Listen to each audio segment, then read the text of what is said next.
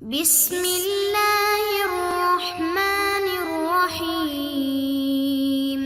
السلام علیکم معزز طلباء کرام، آپ سب کیسے ہیں؟ آج ہم نور الانوار کے سبق نمبر 73 کو پڑھیں گے۔ آج کے سبق کا عنوان ہے ایک سوال کا جواب۔ آج کے ہمارے سبق کی عبارت وَأَمَّا إِذَا صَامَ شَعْبَانَ سے شروع ہوتی ہے۔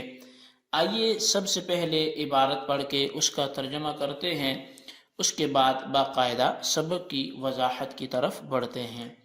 مصنف علیہ رحمہ لکھتے ہیں وَأَمَّا إِذَا صَامَ شَعْبَانَ بِظَنِّ أَنَّهُ مِنْ رَمَضَانَ، لیکن جب کوئی شخص شعبان میں رمضان کا روزہ سمجھ کر روزہ رکھ لے، یہ گمان کرتے ہوئے کہ یہ رمضان کا ہے، فَلَا يَجُوزُ، تو اس کا یہ روزہ رکھنا جائز نہیں ہے، لِأَنَّهُ أَدَاءٌ قَبْلَ السَّبَبِ، کیونکہ یہ سبب سے پہلے ادا کرنا ہے۔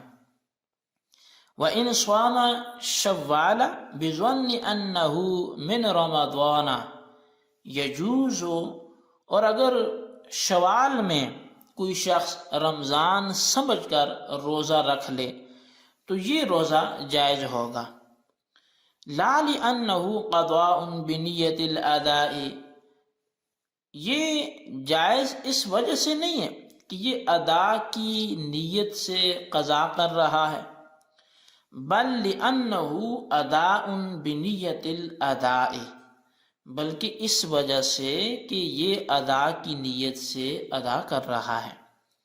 وَإِنَّمَا الْخَطَأُ فِي ظَنِّهِ وَهُوَ مَعْفُوٌّ، البتہ جو خطا ہے وہ اس کے گمان میں ہے اور وہ قابل معافی ہے، اس میں کوئی حرج نہیں ہے۔ جی طلباء کرام، یہ ہمارے آج کے سبق کی عبارت اور اس کا ترجمہ تھا۔ اب آئیے اس کی توضیح و تشریح اور اس کی وضاحت کی طرف بڑھتے ہیں۔ وَأَمَّا إِذَا صَامَ شَعْبَانَ سے ایک سوال ہے جس کا جواب دیا جا رہا ہے، یوں سمجھے کہ ایک اعتراض ہے جس کے جواب کی طرف بڑھا جا رہا ہے۔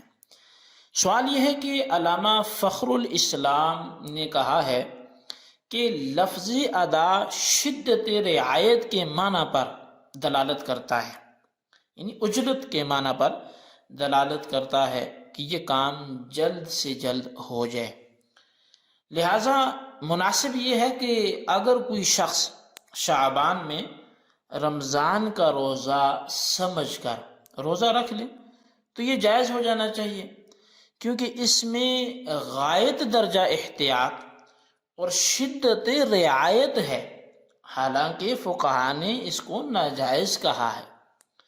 یعنی شک کے دن کے روزے سے بھی اس کو آپ تعبیر کر سکتے ہیں کہ ابھی 29 رمضان کے بعد 29 شعبان کے بعد 30 شعبان ہوگا یا یکم رمضان ہوگا، اب اس نے روزہ رکھا تو وہ 30 شعبان کا نہیں تھا بلکہ رمضان کا تھا، تو یہ روزہ اس کا درست ہوگا یا نہیں ہوگا، شک کا دن ہے۔ تو اب فقہا نے فرمایا کہ اس معاملے میں کہ جب وہ شعبان میں رمضان کا روزہ سمجھ کر، یا وہ روزہ شعبان کا تھا جو اس نے رکھا جبکہ وہ رمضان کا سمجھ کر رکھ رہا تھا، تو اب کیا یہ جائز ہے؟ تو فقہا نے فرمایا کہ یہ اس کا روزہ رکھنا جائز نہیں ہے۔ اس کی اب بات یہ ہے کہ یہاں تو شدت رعایت ہے، یہاں تو غایت درجہ احتیاط ہے، یہاں تو اس کو جائز ہونا چاہیے تھا، تو پھر یہ جائز کیوں نہیں ہے؟ تو یہی اعتراض اس سبق میں ہم پر ہوتا ہے، احناف پر، یعنی کہ علامہ فخر الاسلام کی اس اصول کی بنیاد پر۔ تو اس کا جواب یہ ہے کہ رمضان کے روزے کا جو سبب ہے وہ شہود شہر رمضان ہے، اور شعبان میں رمضان کا روزہ سمجھ کر رکھنا سبب سے پہلے ادا کرنا ہے، اور سبب سے پہلے ادا کرنا یہ ناجائز ہے، لہٰذا شعبان میں رمضان کا روزہ سمجھ کر روزہ رکھنا بھی ناجائز ہوگا؟ اس سوال کو یوں بھی کہا جا سکتا ہے کہ ادا اور قضا ان دونوں میں سے ہر ایک کی دوسرے کی جگہ بطریق مجاز استعمال ہوتا ہے، اور مجاز کے لیے حقیقت کا متعذر ہونا یہ ضروری ہے۔ لہذا جب کسی شخص نے شعبان میں رمضان کا روزہ سمجھ کر روزہ رکھا تو ادا متعذر ہو گئی، کیونکہ شعبان میں رمضان کا روزہ ممکن نہیں ہے۔ بس جب ادا کرنا متعذر ہو گیا تو مجاز یعنی قضا کی طرف رجوع کیا جائے گا، یعنی جو روزہ شعبان میں رمضان کا سمجھ کر رکھا گیا ہے وہ اگر ادا نہیں ہو سکتا تو قضا ہونا چاہیے تھا، حالانکہ آپ کے نزدیک وہ روزہ نہ ادا ہے اور نہ قضا ہے۔ تو اس کا جواب یہ ہے کہ یہ روزہ چونکہ سبب سے پہلے ہے اس لیے ادا نہیں ہوگا، اور قضا چونکہ ادا پر مبنی ہوتی ہے اس لیے یہ روزہ قضا بھی نہیں ہوگا۔ یعنی کتنی پیاری بات ہے کہ سبب سے پہلے ہے، اور سبب سے پہلے تو چیز نہیں ہوتی نا، پھر ادا کیسی ہوگی جب اس کا سبب ہی پایا نہیں گیا؟ تو لہذا سبب سے پہلے ہے اس لیے ادا نہیں ہوگا، اور چونکہ قضا ادا پر مبنی ہوتی ہے تو اس لیے یہ روزہ قضا بھی نہیں ہوگا چونکہ ادا ہی نہیں ہو سکتا۔ اور یہ روزہ جب نہ ادا ہو سکتا ہے نہ قضا ہو سکتا ہے تو کہا گیا کہ یہ ناجائز ہے، یہ روزہ رکھنا درست نہیں ہے۔ تو اب اس میں کیا حرج ہے، اب اس میں کیا خرابی لازم آتی ہے؟ اب تو کوئی مسئلہ نہیں ہے۔ اور وَإِن صَامَ شَوَّالَ سے بھی ایک سوال کا جواب دیا جا رہا ہے۔ یہاں پر جو سوال ہے وہ یہ ہے کہ ادا جس طرح وقت سے پہلے جائز نہیں ہے اسی طرح وقت کے بعد بھی جائز نہیں ہے۔ حالانکہ آپ نے فرمایا ہے کہ اگر کسی شخص نے شوال میں رمضان کا روزہ سمجھ کر روزہ رکھا تو یہ باوجود اس کے کہ وقت یعنی رمضان کے بعد ہے لیکن یہ جائز ہے۔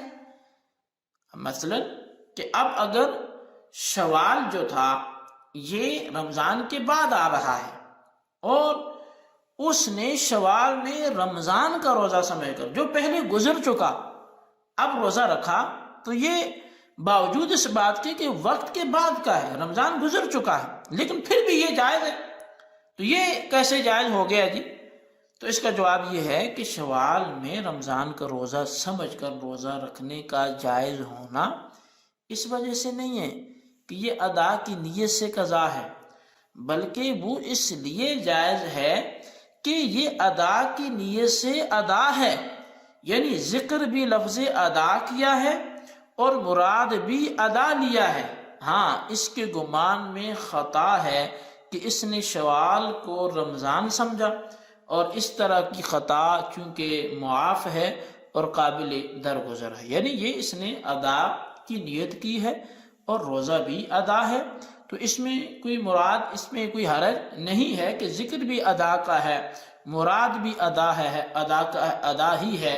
ہاں صرف گمان میں چھوٹی سی غلطی ہو گئی ہے، کیونکہ اس نے اپنے گمان میں یہ سمجھا تھا کہ یہ جو روزہ ہے یہ رمضان کا ہے، لیکن اس کا گمان جو تھا وہ درست نہیں تھا۔ تو اب گمان میں اگر چھوٹی سی غلطی ہو گئی تو وہ قابل معافی ہے، وہ اتنی سخت نہیں ہے، اتنی کوئی حرج نہیں ہے۔ ہاں البتہ یہاں ایک چیز نوٹ کرنے کی ہے عبارت کے حوالے سے کہ نور الانوار کے بعض نسخوں میں لِأَنَّهُ أَدَاءٌ بِنِيَّةِ الْأَدَاءِ ہے، اور بعض نسخوں میں لِأَنَّهُ أَدَاءٌ بِنِيَّةِ الْقَضَاءِ ہے۔ اب پہلے نسخہ کے مطابق عبارت صاف اور بالکل واضح ہے، آسان ہے۔ البتہ اگر دوسرے نسخے کے مطابق قضا سے ادا مراد ہے تو پھر دوسرے نسخے کو دیکھا جائے تو پھر یہ ہوگا کہ وہی کہ قضا سے ادا مراد ہے، کیونکہ قضا کا اطلاق ادا پر بکثرت ہوتا ہے، اس لیے ادا کی بجائے لفظ قضا ذکر کیا گیا، جبکہ مراد پھر بھی ادا ہی لیا گیا ہے۔ تو بہرحال بہتر یہی ہے کہ اس میں پہلے نسخے کو ہی دیکھا جائے، اسی پر اعتماد کیا جائے، چونکہ وہ نسخہ حل عبارت میں کافی سہل اور آسان ہے اور واضح بھی ہے۔